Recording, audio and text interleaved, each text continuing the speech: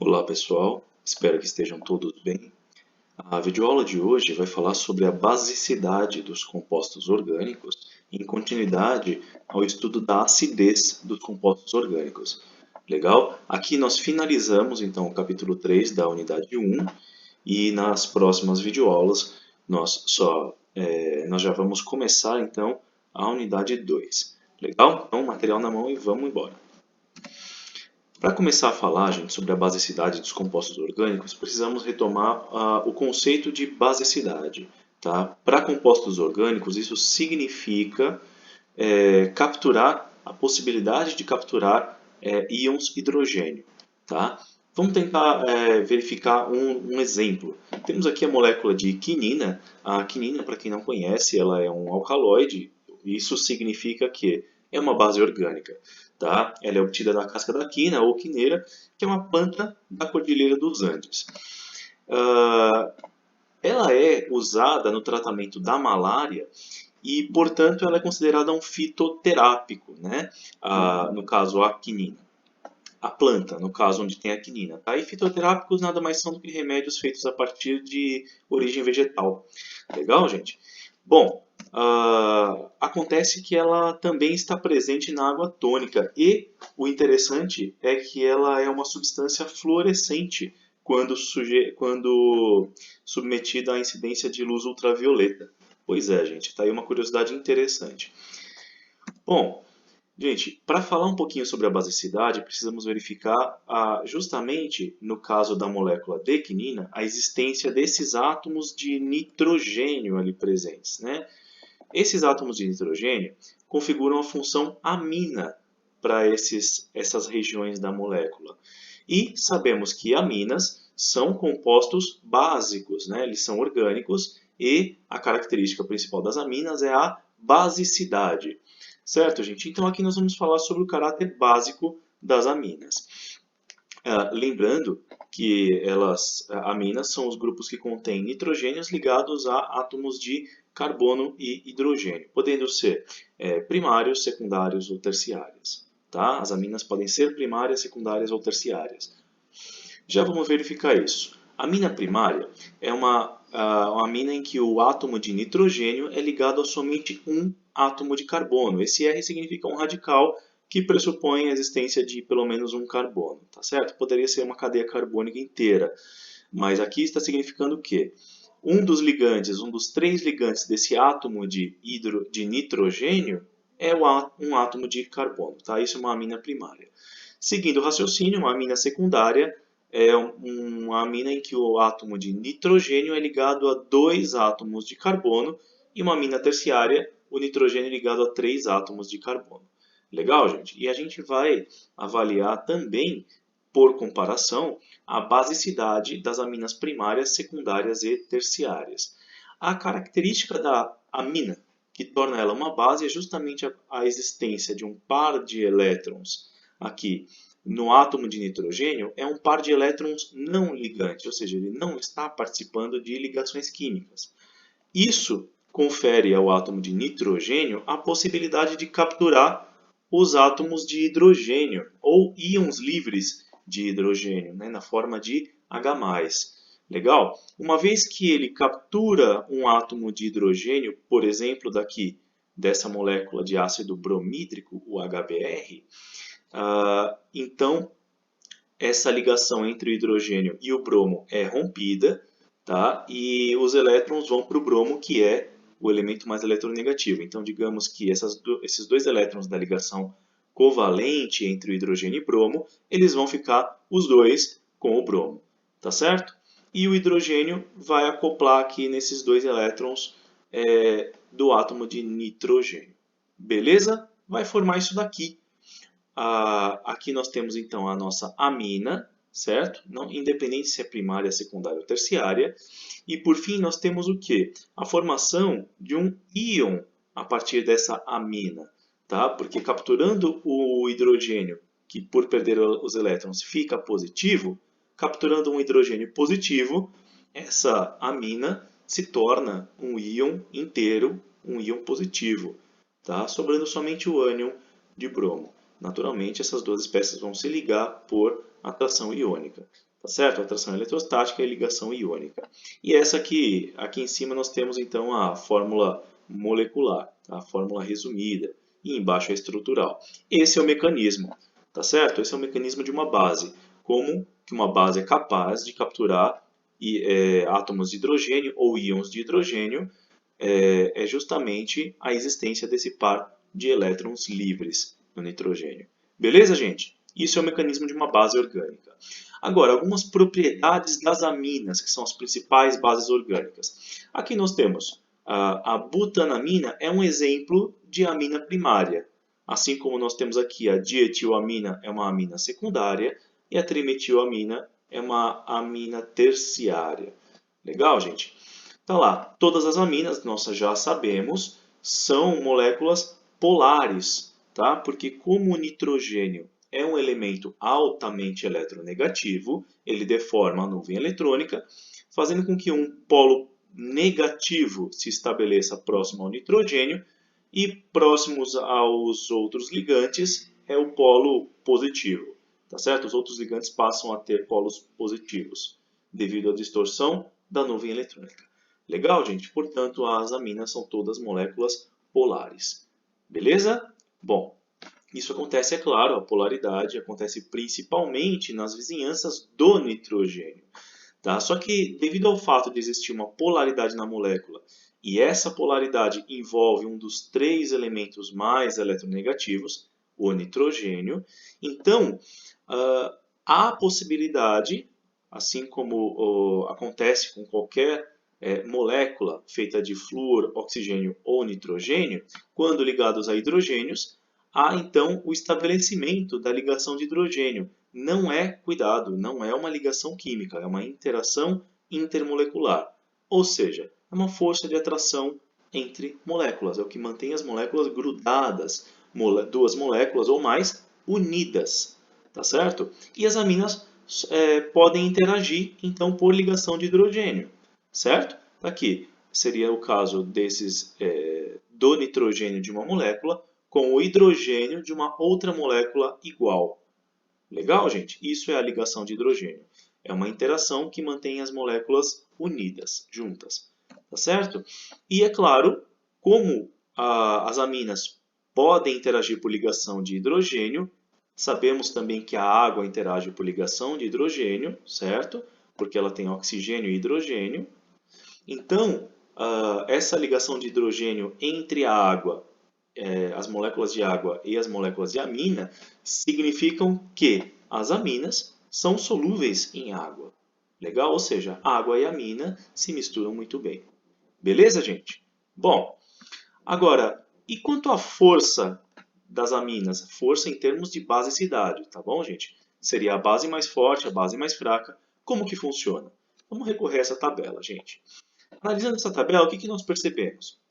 Olhando as constantes de basicidade, o Kb, nós verificamos que o maior Kb é o da amina terciária trimetilamina, a mesma que nós vimos a fórmula estrutural agora há pouco, né? Se precisar rever, volta o vídeo.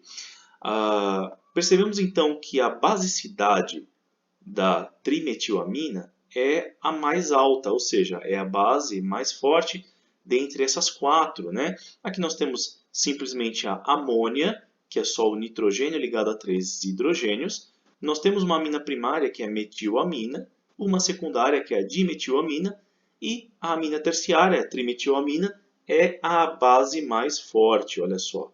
Tá vendo, gente? Bom, verificando então as constantes de basicidade, nós verificamos que a trimetilamina é a base mais forte. Mas a pergunta é, por que isso acontece? Tá? A gente recorre, obviamente, à estrutura. Não apenas à estrutura, mas às possibilidades que essa estrutura tem de interagir. Vamos lá. Uma amina primária, ela só tem o nitrogênio ligado a uma cadeia carbônica. O restante dos ligantes, no caso aqui nós estamos demonstrando a versão iônica, tá? Ou seja, quando a amina já capturou um hidrogênio, já se tornou positiva. Não importa. O que acontece?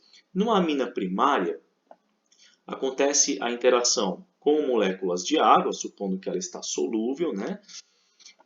A interação com moléculas de água, então as moléculas desse solvente, água, cercam a amina. Tá? Digamos que o átomo de nitrogênio, então, no caso das 3 aminas, ele fica com um impedimento para a amina primária, justamente devido ao impedimento espacial causado pelas moléculas de solvente. Ou seja, justamente o processo de solvatação, onde a molécula é cercada pela interação com o solvente, isso impossibilita o acesso do nitrogênio à captura, né, à interação com outras moléculas. Tá certo? Isso daqui poderia não simplesmente ser na forma iônica, poderia ser a amina sem carga. Tá? Antes de capturar o hidrogênio, o princípio é o mesmo.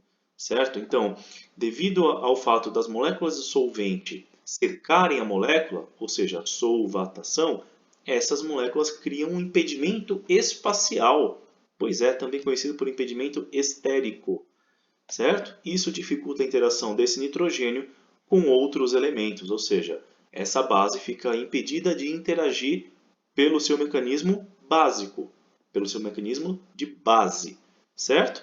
Em compensação, a base terciária, que é a trimetilamina, ela não tem esse impedimento causado pelo solvente. O resultado é que ela tem maiores chances de interagir para capturar hidrogênios, ou seja, manifestar o seu mecanismo básico, tá? Manifestar a sua basicidade e, portanto, ela é uma base um pouquinho mais forte do que as aminas primárias.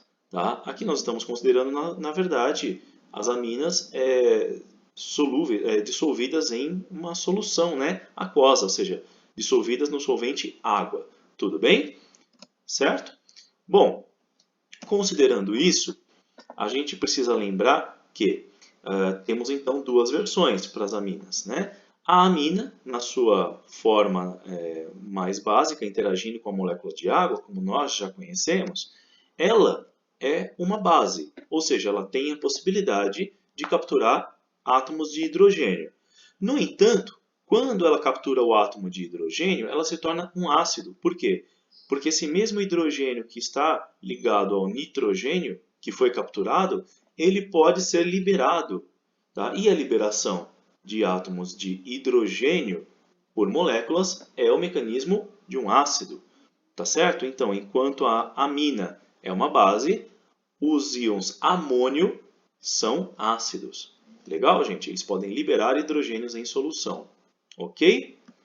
Bom, acontece que as duas espécies, tanto a amina quanto o íon amônio, eles têm um nível de energia cada um. Tá? O que nós reparamos graficamente é que o íon amônio ele tem um patamar de energia mais elevado do que a amina.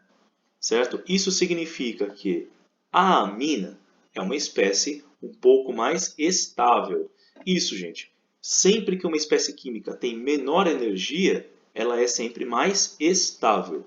Legal, gente? Então, a preferência é para se manter nesse estado, ok? No estado de amina. Legal? Então, no equilíbrio químico, o lado da reação que vai estar, digamos, privilegiado é esse lado aqui, o lado da amina, da formação da amina. Legal, gente? Beleza? Bom, agora, ainda com relação à força das aminas, uma substância interessante é a amina, em que o radical amina está ligado a um carbono de um núcleo aromático, exatamente, de um anel aromático, um anel de benzeno. Tá?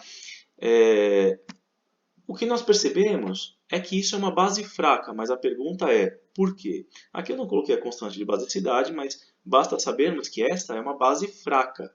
Agora, a pergunta que surge é por que essa seria uma base fraca?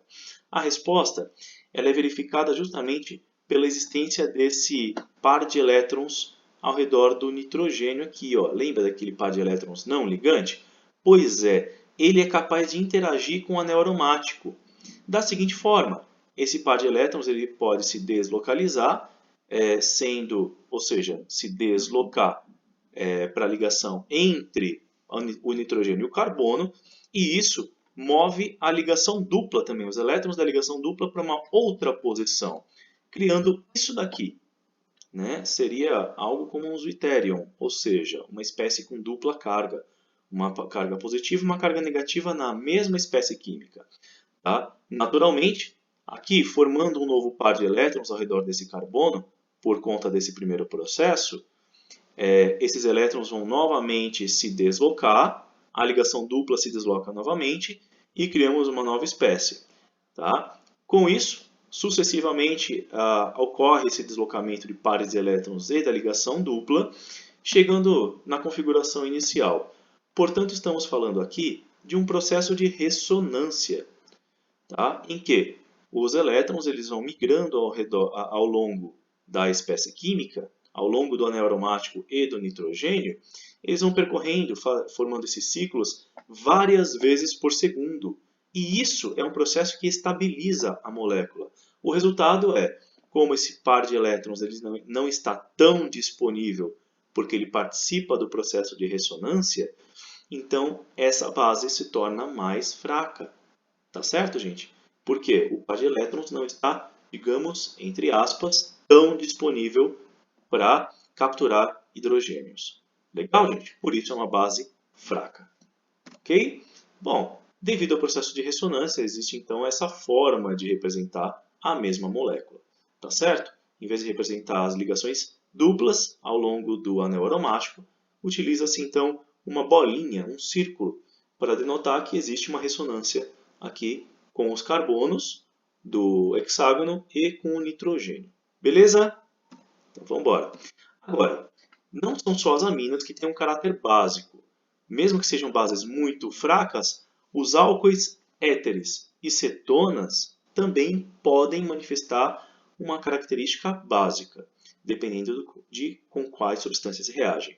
E tá aí, um álcool, por exemplo, ele não tendo nitrogênio, mas ele tendo átomos de oxigênio, vale lembrar que os oxigênios também têm pares de elétrons não ligantes.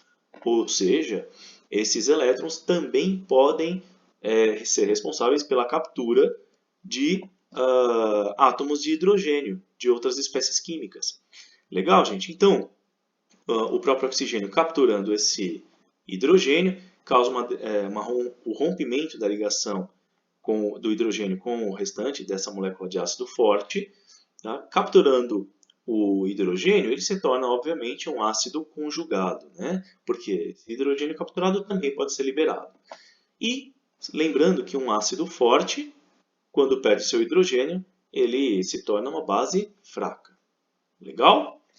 Bom, gente, aí a mesma coisa deve acontecer então com um éter, né? Qual a diferença? Um álcool ele tem hidroxila, ou seja, o oxigênio ligado a um hidrogênio, tá? E o oxigênio ligado a uma cadeia carbônica, legal? Então, cadeia carbônica, oxigênio, hidrogênio. Já um éter, ele tem um heteroátomo, ou seja, um átomo de oxigênio entre dois carbonos. Beleza? Da mesma forma, esse oxigênio pode capturar então um hidrogênio, formando uma base fraca, né? E o seu ácido conjugado. Tá? Só que esse caráter básico, tanto do álcool quanto do éter, é de uma base muito fraca. Então, isso só é possível quando ele interage com um ácido forte. Um ácido que libera facilmente o seu hidrogênio. Legal? Bom, com acetona não é diferente. O oxigênio da carbonila da cetona pode capturar um hidrogênio de um ácido forte, criando o mesmo processo, uma base fraca e o seu ácido conjugado. Beleza? Bom, espero que vocês tenham entendido e gostado. Qualquer dúvida, vamos tentar sanar as dúvidas pelo Zoom, não é mesmo? E pode ficar à vontade para enviar e-mails contendo as suas dúvidas. Muito obrigado pela atenção de todos e que a força esteja com vocês. Até a próxima videoaula, pessoal. Valeu!